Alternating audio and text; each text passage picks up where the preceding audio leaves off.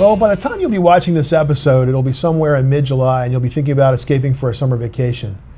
Not the staff of Food Chemical News. We'll be thinking about what big regulatory changes we need to prepare for in the second half of the year. Hello, I'm Jason Huffman, Editor-in-Chief of Food Chemical News. Welcome to the Knife and Fork Show. Today I've brought back into the studio two of our talented reporters, Senior Editor Steve Clapp and Assistant Editor Amber Healy. I'm going to ask them to talk about the biggest events on their respective beats horizons over the next 6 months.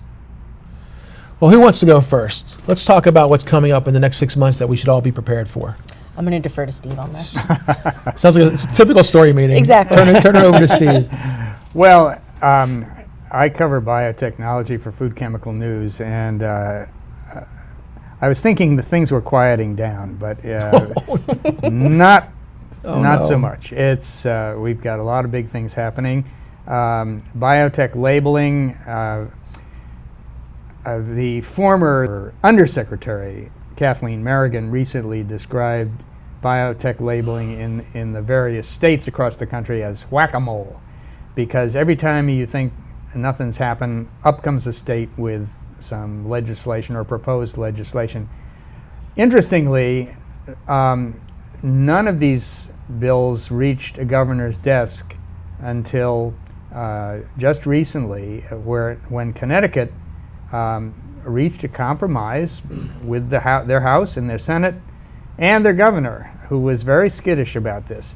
And the way they did it was saying, oh yes, we'll pass a law, but it won't take effect unless 4 other states pass a law. And if these are northeastern states, they have to contain 20 million people. Now, it's pretty hard to do if you're Connecticut. They've only got 3.5 million people. But if they can persuade New York to pass a biotech labeling bill, then their 19 million people will be added to the 3.5 in Connecticut, and they'll meet the goal. So far, that doesn't look likely, though. It doesn't. Not so good. There was an effort in one of the legislative committees to pass a bill, but it didn't fly, and the legislative sessions of these states are typically come to a close in June. So Connecticut will have a bill, maybe Maine, and then looking down the road, Washington State has a ballot initiative in November, and there's a good chance that will pass. Then the question becomes, what is the biotech industry and the food industry going to do? And they are very likely to sue on First Amendment grounds. Lawsuit is one of the things that we expect them to do. Yeah, there have already been lawsuits in which the First Amendment basically says you can't force companies to say things that they don't want to say. And obviously these companies don't want to say that their foods are made with genetically modified ingredients. Also, there's another argument that says FDA has preemption over the states when it comes to food labeling, and that could be another ground for a lawsuit. Right.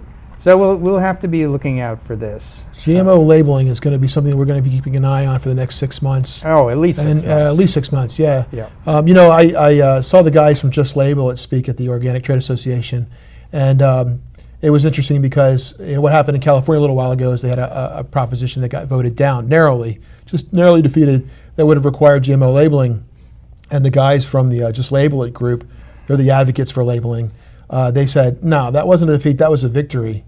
All the attention that it brought to GMO labeling is actually now fanning the flames. And I think they've got something there. I think that seems to be right. It seems to be that we're talking a lot more about it now than we were before. Yes, there is certainly a buzz about GM food. One of my colleagues in the ag press, Jim Webster, likes to say it's making the food supply safe for the Upper West Side of New York City. And this is kind of like the epicenter of foodieism.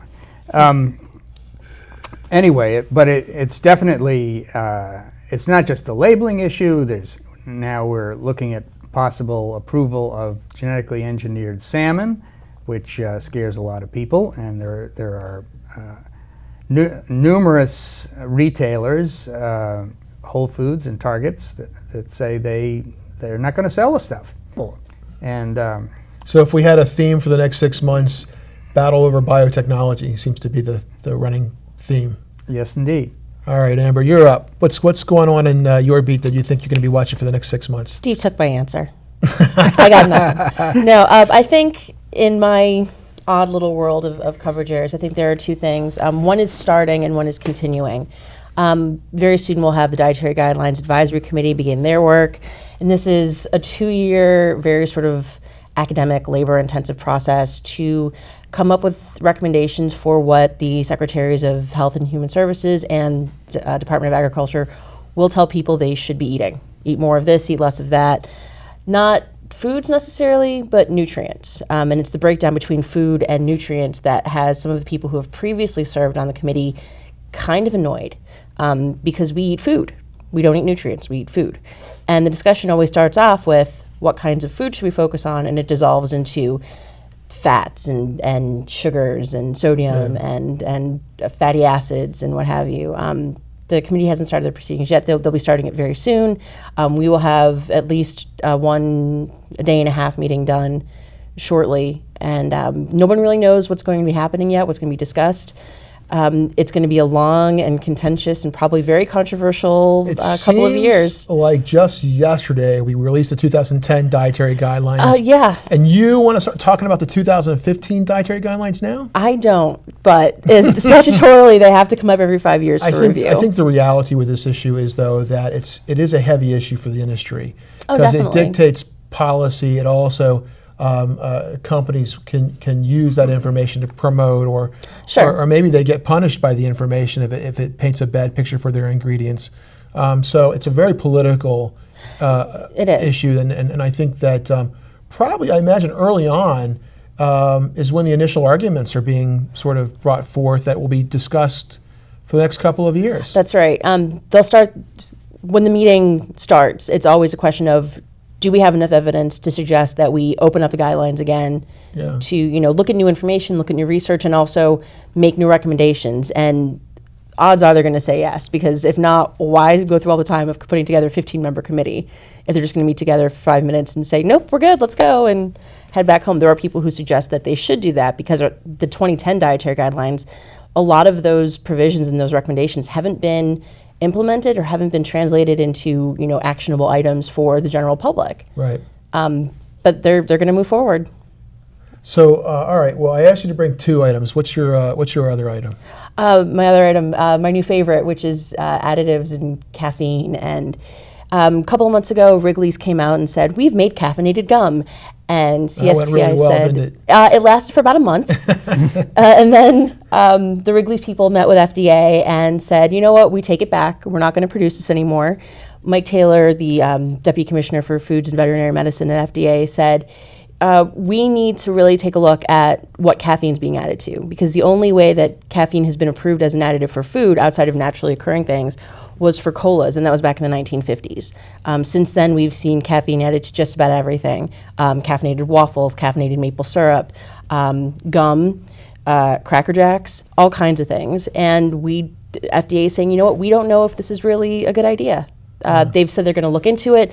Margaret Hamburg a week later said, we might have to look at the whole additives approval process altogether. Which is kind of big. It's what the Pew Charitable Trust have been working towards for a couple of years now. I think this really got started, really built up with energy drinks. But it now absolutely. has escalated into a number of different areas. And now all of a sudden everyone's looking at caffeine and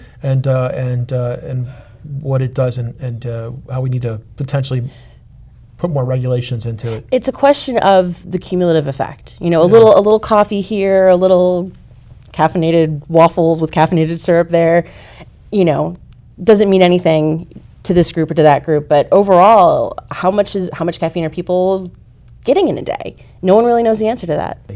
So that's it. That's our show. Thanks to Steve and Amber. Thanks for watching. Come back next time when we put another food regulatory personality in the spotlight.